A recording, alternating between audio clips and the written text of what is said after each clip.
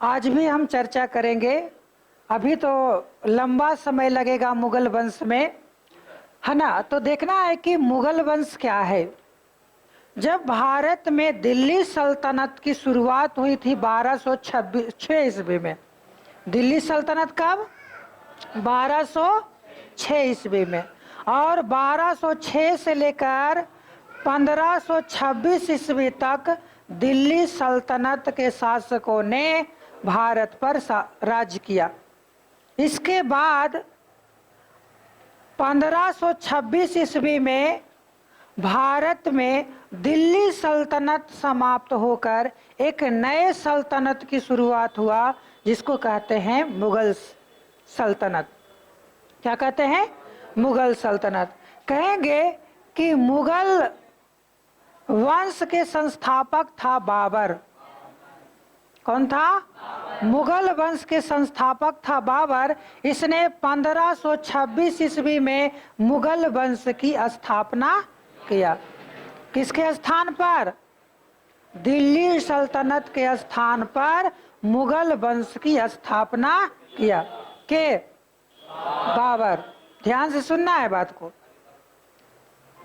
क्या ईस्वी में?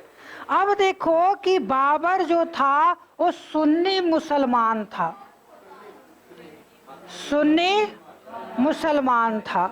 बाबर किस धर्म का था? तो सुन्नी मुसलमान था। मुसलमान में भी दो कैटेगरी पाए जाते हैं, एक है सुन्नी और एक है शिया। तो शिया और सुन्नी में बाबर किस संप्रदाय का था? तो कहेंगे सुन्नी संप्रदाय का था। अब देखना है कि बाबर का जन्म 1483 ईस्वी में फरगना में हुआ था। फरगना ये अफगानिस्तान का एक छोटा सा जगह था, जहां पर इसके पिता सरदार अनी शासक थे। इनका पिता का नाम था उमर शेख मिर्जा। उमर शेख मिर्जा।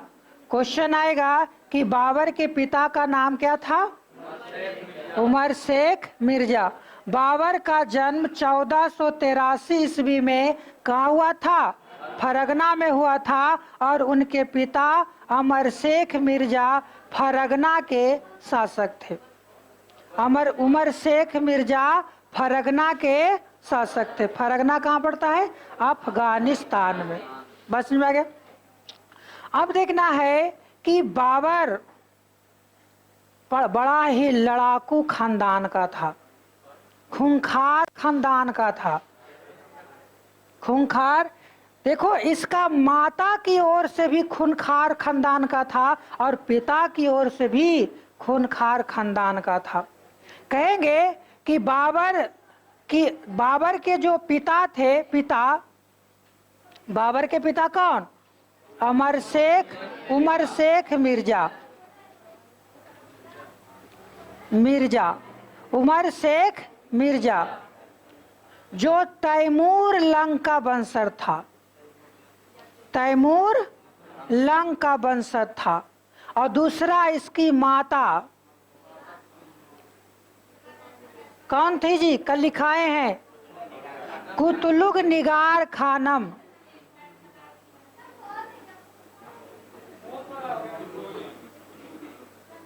कुतलुग निगार खानम। इसके माता कौन थी? कुतलुग निगार खानम। और ये कौन थी? मंगोलिया के थी, मंगोल थी। अब मंगोल में किसका वंश है? तो चंगेज खां। चंगेज खां के वंशज। और तैमूर लंग और चंगेज खां ये दोनों ही खतरनाक टाइप के व्यक्ति था। जहां जाता था लूट पाट मार काट मचा देता था। तो दोनों, माता की ओर से भी खतरनाक और पिता की ओर से भी खतरनाक, दोनों तरफ से ये खतरनाक लड़ाकू प्रवृत्ति के व्यक्ति था बाबर। अब क्या होता है कि बाबर का जन्म कब हुआ? 1400। कहाँ हुआ? फरगना में। पिता कौन थे? उमर शेख मिर्जा। किसके वंशज थे? माता कौन थी? कुतुलुग निगार खानम। कुतुलुग निगार खानम कहाँ कहाँ के थी? मंगोल की थी। किसके वंशज? चंगेज खां के वंशज। कहेंगे बाबर जो था, बाबर, ये बाबर जो था चंगेज खां का 14वां वंशज था और तैमूर लंग का 5वां वंशज था, 5वां पीढ़ी था। कौन? बाबर। अब देखो कि बाबर एक ऐसा व्यक्ति था जो बहुत ही कम आयु में, मात्र 12 वर्ष की अवस्था में फरगना का शासक बन जाता है। देखो 1483 में ये शासक जन्म लिया। कहाँ? फरगना में।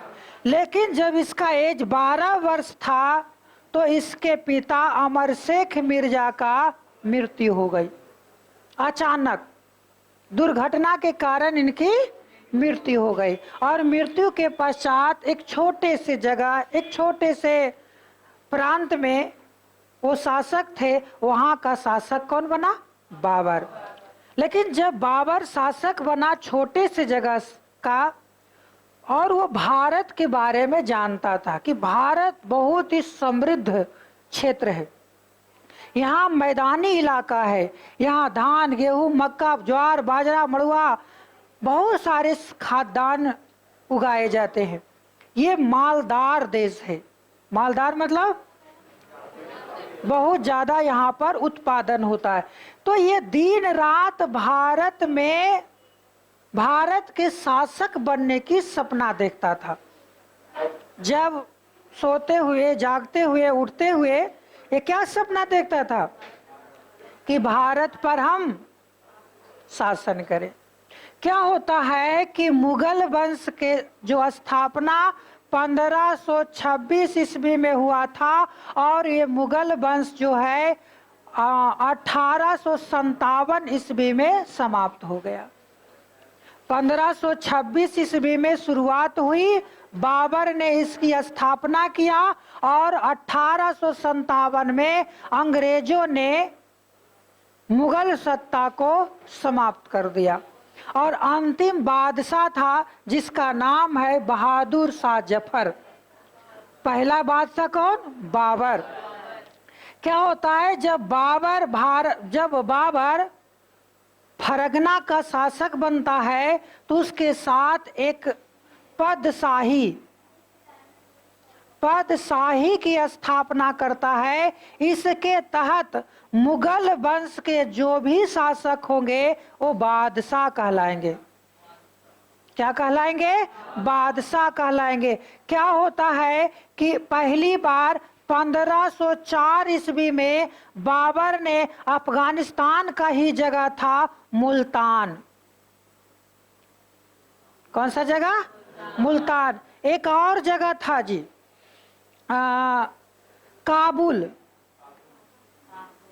काबुल। इस पर आक्रमण किया और उसको अपने साम्राज्य में, फरगना में मिला लिया। कब किया? 1504 ईस्वी में काबुल और मुल्तान को अपने में मिला लिया। अब उसकी शक्ति थोड़ा सा और बढ़ा, शक्ति बढ़ा। जब किसी राज्य को मिलाएगा तो वहां से टैक्स आएगा और टैक्स आएगा तो उस राजा का क्षमता बढ़ेगा। तो इसने पहली बार क्या किया? काबुल पर आक्रमण किया और 1504 ईस्वी में काबुल को अपने में मिला लिया। ने कहाँ मिला लिया? फरगना में मिला लिया। कहाँ मिला लिया? फरगना में मिला लिया।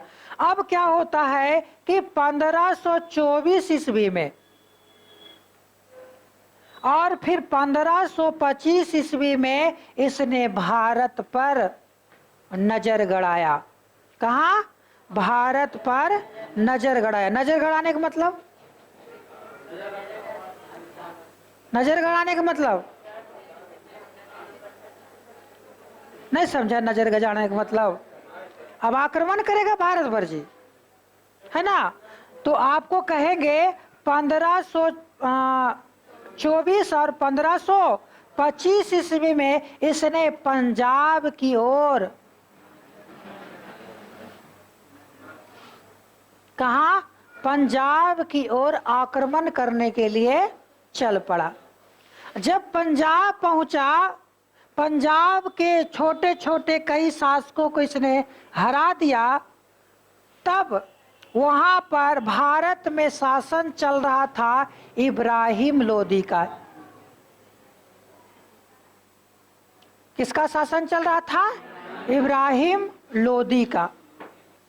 अब लोदी वंश, इब्राहिम लोदी बड़ा ही महत्वाकांक्षी व्यक्ति था।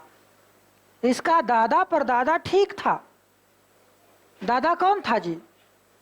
इब्राहिम लोदी का दादा बहलोल लोदी। कंधा बहलोल लोदी, पापा सिकंदर लोदी। बहलोल लोदी ने क्या किया था? अफगानिस्तान के लोगों को भारत में बुलाकर प्रेम पूर्वक रखा था, लेकिन इसने क्या किया? अपने ही जाति के लोगों को दमन करवा दिया। तो अपने दोस्त को क्या बना लिया? दुश्मन। इसका एक मामा था, पंजाब के शासक दौलत खां लोदी। कौन था? मामा। इब्राहिम लोदी के मामा कौन था? दौलत खां